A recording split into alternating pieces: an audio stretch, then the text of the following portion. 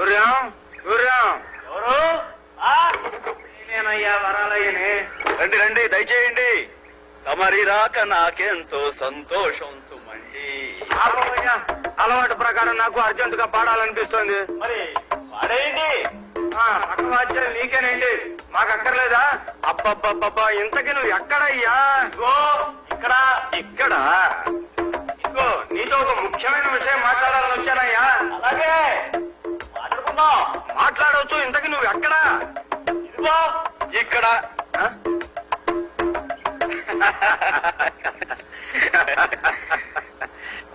ఎంత సాధించావయ్యా. నేను ఢిల్లీలో సుప్రీంకోర్టు కేసు గెలిచి వచ్చే లోపల నువ్వు ఊరంతటినీ మార్చేసావు. Very good very good very good. ఇప్పుడే మొదలు పెట్టాను. తమలాంటి పెద్దల ఆశీస్సులుంటే నేను ఏమైనా సాధించగలను. చల్లకొచ్చే ముంత దాచే లాయర్నే కాదయ్యా.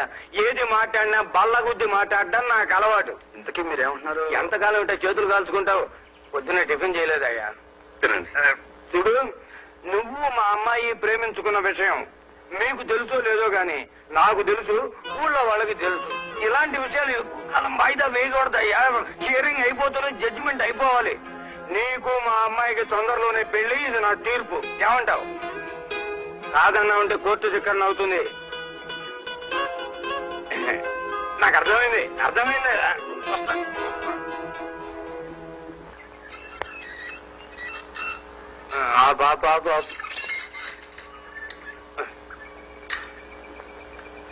నమస్కారం, నా పేరు వరాలయ్య. ఒక మంచి వార్త తీసుకొచ్చాను, లోపలికి రావచ్చా? అక్కర్లేదు, అక్కడి నుంచే చెప్పండి, నాకు వినిపిస్తుంది. నమస్కారం శాస్త్రి గారు. మీ అబ్బాయి సూర్యం మా అమ్మాయిని పెళ్లి చేసుకోబోతున్నాడు. శుభలేఖ ఇచ్చి వెళ్దామని వచ్చాను. మీ ఆశీస్సులు కావాలని, మీరు తప్పకుండా రావాలని వధూవరులు ఇద్దరూ కోరుకుంటున్నారు. నేను కూడా స్వయంగా ఆహ్వానిస్తున్నా. గుర్రాన్ని గాడిదని ఒక బండికి కట్టడానికి పౌరోహిత్యం చేస్తున్నది తమరేగా. చాలా మంచివారు.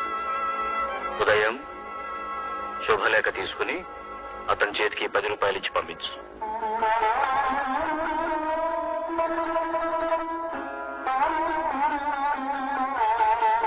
మన గుమ్మంలోకి వచ్చి శుభవార్త చెప్పిన వారికి దారి ఖర్చులు ఇవ్వడం ఆనవాయి.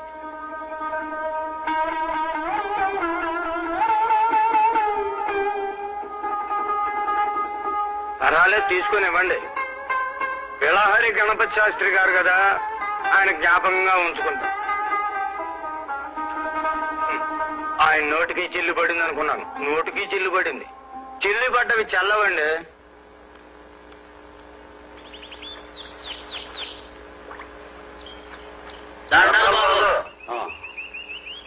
ఎలా? పిలహరి గణపతి శాస్త్రి శివనామం కదా, ఈ కోవిల్ నుంచి వస్తున్నాడేంటి? ఆయనకి అన్ని ఒకటే గురు. ఓహో, గొప్ప విప్లవాల కుటుంబం కదా. అవునరా? కొడుకు హరిజన్ అమ్మాయిని పెళ్లి చేసుకోబోతున్నాడంటగా. కొడుకేంటి, ఎవరైనా హరిజనుల అమ్మాయి పెళ్లి చేసుకుంటానంటే ఇతగాడు రెడీయే. అవును, పెద్ద విప్లవాల కుటుంబం కదా. నోర్మయ్, ఏమిటా తాగుబోతు ప్రలాపన? బుద్ధి లేదు. ముందు మీ కొడుకు బుద్ధి చెప్పండి. మేము తాగితే అతగాడికేటండి, మమ్మల్ని మా పిల్లల పక్కన పడుకు కూడా లేదట. మీరే న్యాయం చెప్పండి. మీకు న్యాయం కావాలి కదా, అది అక్కడికి వెళ్ళి అడగంట్రా.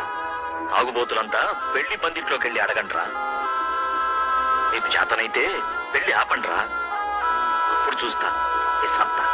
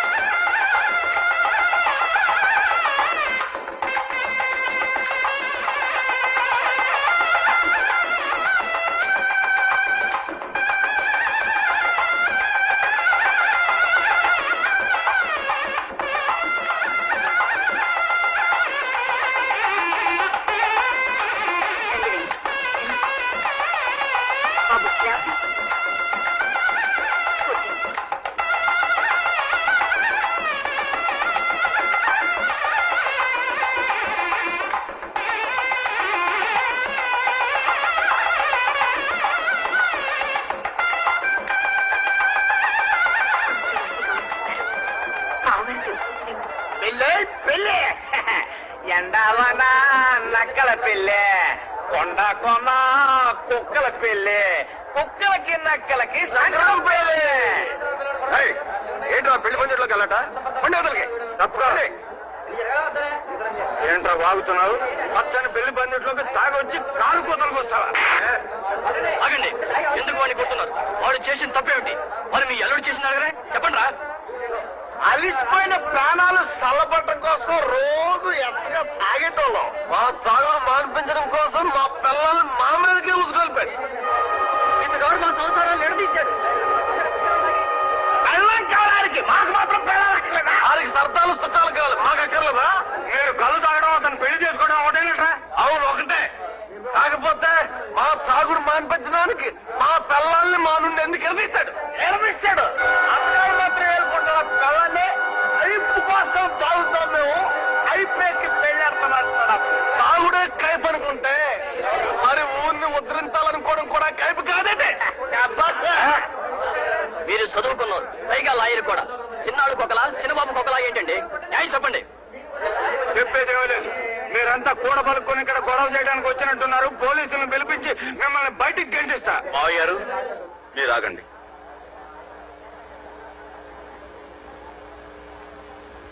వీళ్ళ విషయంలో మీరు జోక్యం కల చేసుకోకండి. వీడొచ్చింది నాతో గొడవ పెట్టుకోవడానికి. రావును కిష్టప్ప, చెప్పండి, నాతో చెప్పండి. పట్టకూడదు మరి. దమ్ముంటే మాటకి జవాబి. మా చేత తాగుడు మానిపించాలి కదా మీరు. మరి మీరు పెళ్లి మానేయండి, మేము కళ్ళు మానేస్తాం. మాకు కావాల్సిన మానేయండి, మీకు కావాల్సింది మీరు తీసుకోండి. సై అంటే సై, సై అంటే సయ్యే. మీరు ఈ పెళ్లి మానేస్తానని మాట ఇస్తే నా షాప్ మూయించేస్తాను. నా షాప్ ఏమిటి, ఈ చుట్టుపక్కల ఊళ్ళో మా వాళ్ళ షాపులని మూయించేస్తాను. ఛాలెంజ్. ఊరికి ఉపకారం చేయడం నిజంగా మీ ఉద్దేశమే అయితే ఈ పెళ్లి మానేసుకో, అప్పుడు మేము నమ్ముతాం.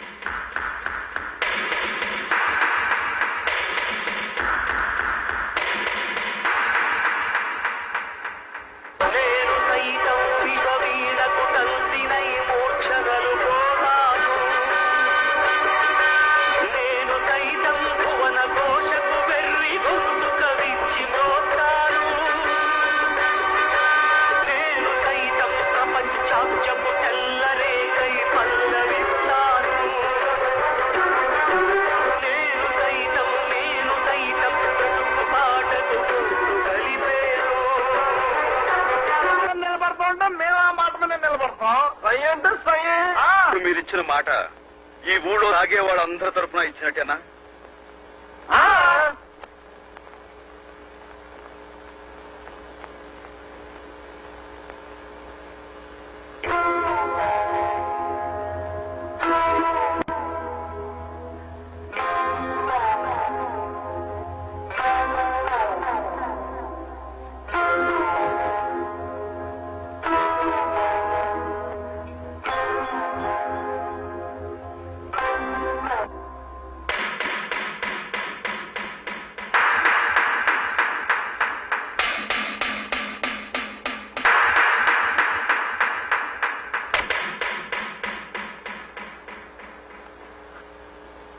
చూడండి, ఇద్దరు పెళ్లి కన్నా ఇద్దరి కళ్యాణమే ముఖ్యం. నీ నిర్ణయమే నా నిర్ణయం.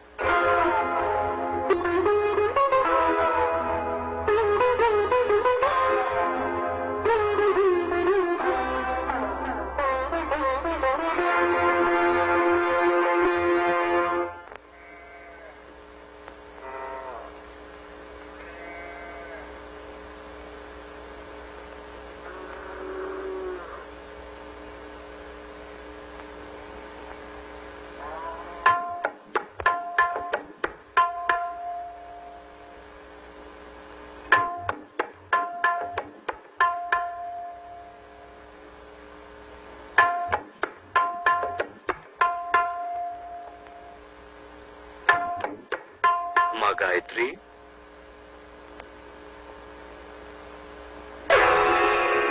పమిట చాటున భర్తను దాచుకున్నావా?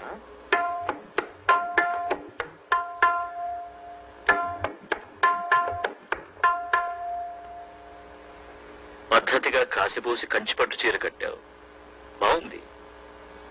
జోడిగా పెళ్లికెళ్ళి వస్తున్నట్టున్నారు. అదేమో మరి పర్వాలేదు చెప్పు. మంచి హరిజన విందు పెట్టి ఉంటాడు మీ మరిది. పెళ్ళి ఎలా జరిగింది? జరగవలసిందే కానీ జరగలేదుగా. అవును మావగారు. మీకెలా తెలిసింది? జరిగితే ఎలా జరిగిందో వినాలనుకున్నాను. ఎలా తప్పిపోయిందో నువ్వు నాకు చెప్పక్కర్లేదు. మీకెవరైనా చెప్పారా మావగారు? నేనే చెప్పానమ్మా ఆ పెళ్లి తప్పించమని. తప్పదాగిన తాగుబోతులకి చెప్పి పంపించింది నేనే. ఊరి నువ్వు ఉద్ధరిస్తానని కంకణం కట్టుకున్నాడుగా. పెళ్లి కంకణాలు విప్పించడం పందెం పెట్టమని వాళ్ళకు నేర్పింది నేనే.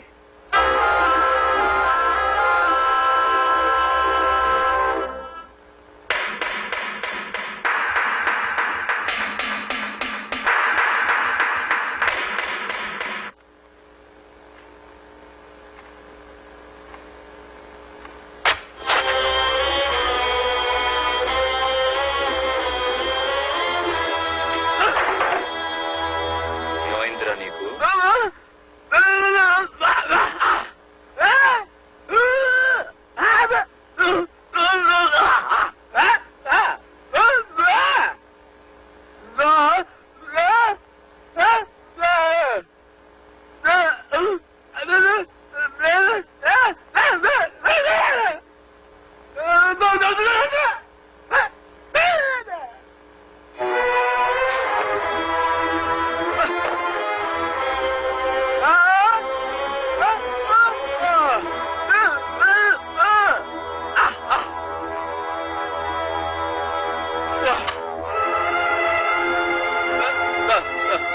వద్దండి.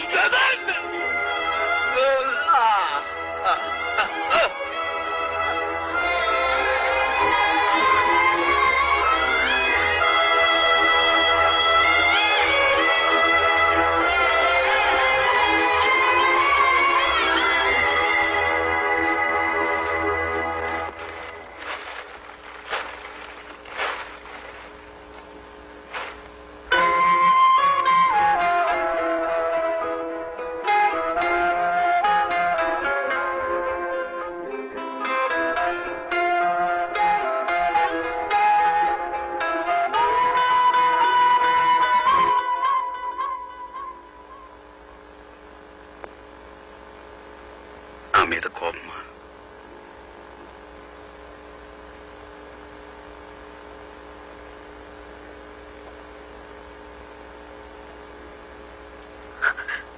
మీకొక విషయం తెలుసా? ఏమిటి? మన పెళ్లి తప్పింది కానీ ఒక బిడ్డ పుట్టబోతుంది. బిడ్డ? పుట్టబోయే బిడ్డకి పేరు కూడా పెట్టేశాను. కొంచెం అర్థమయ్యేలా చెప్పు. మనం ఒక ప్రయోజనం కోసం పెళ్లి మానుకున్నాం అంటే ఆ ప్రయోజనాన్ని మనం భరించినట్టు అర్థం కదా. దానివల్ల కలిగే మన బిడ్డకి నేను ఒక పేరు పెట్టాను. చూడండి.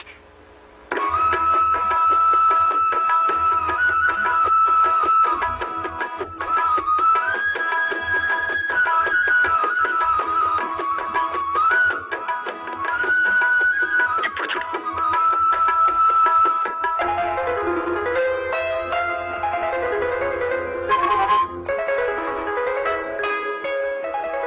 మనం విడిపోవటం ఇలా కలవటం కోసమే.